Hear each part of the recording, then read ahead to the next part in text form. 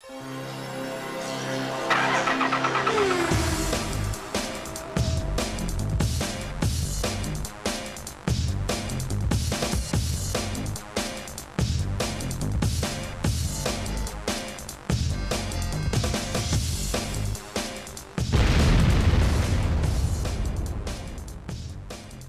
Tuesday, so that can mean only one thing. By the numbers. Eric Paul Johnson, I'm Pep Fernandez, and EPJ. Is this EPJ when you do this pose?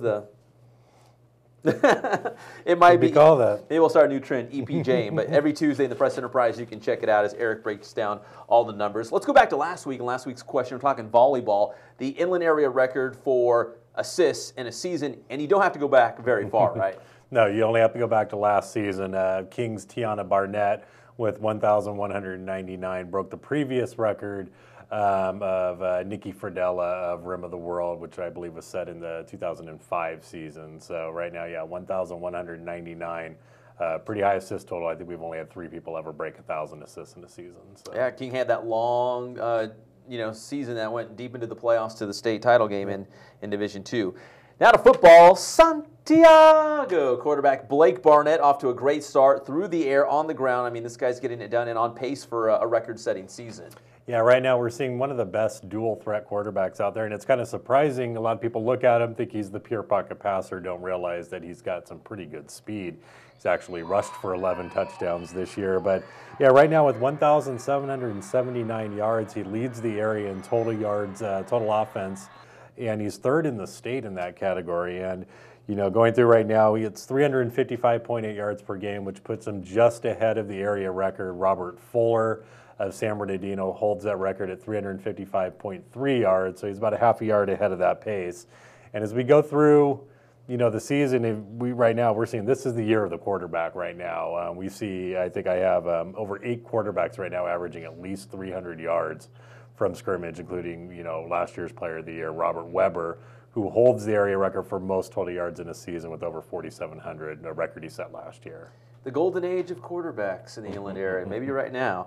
All right, scoring 50 points in a game, or possibly giving up 50 points in a game, is, you know, very frequent at this, you know, point in time in the game we're playing now. Actually, there's been 2 schools who have given up 50 points and scored 50 points. They each won those games as well, right? Well, yeah, I mean, there's actually been, we've had 22 schools score 50 points, 22 give up 50 points.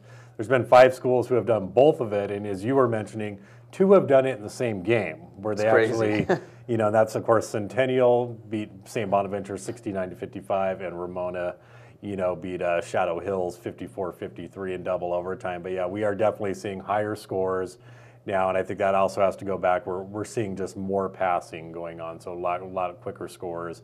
Games are taking a little bit longer, so, you know, more opportunities for the offense right now. But, yeah, I wanted to put a little Venn diagram together where we had all the teams who have done the 50, given up 50, scored 50, and, yeah, right there we have 5 teams in the middle who 4 or 5 games in the season have done both. So, yeah, I would not be surprised to see these scores continue in that trend. We're going to see teams scoring 50 and 60 points quite frequently.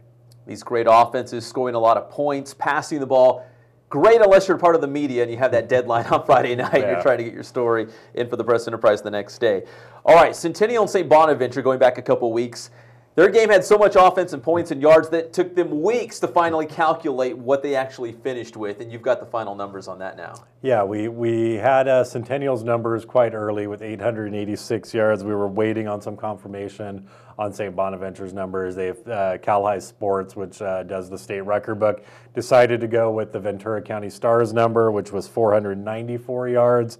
That made that game's total 1,380, so that's the 3rd highest total in state history for yards in a game. You have to go to, the record is 1,420, set by Pittman of Turlock versus Downey of Modesto is still the benchmark. But yeah, I think, you know, 1,380 yards in a game, and it doesn't even set a record. That's pretty amazing. At least a 3-hour game, right? Oh, yeah, definitely. It's got to be. All right, for the question of the week for next week, now Robert Weber, going back to Centennial, is one of only 6 players, right, to accumulate 4,000 total offense in a season.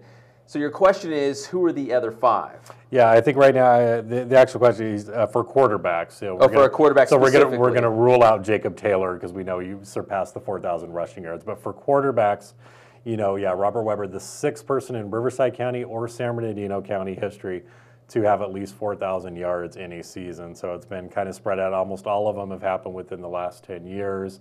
But yeah, 4,000 yards in a season, when you think about it, quite impressive because pretty much means you have to be a dual threat quarterback. You don't see too many quarterbacks throwing for 4,000 yards in our area, so you have to be able to do a little bit of running as well. Can there be another Centennial quarterback on that list? We've got that hint? There is. There is, okay. Quarterback on the list. Because I need the help. I always need the help for these tough EPJ questions. All right. You can find out the answer next week on By the Numbers. For EPJ, I'm Pep Fernandez. We'll see you again next Tuesday.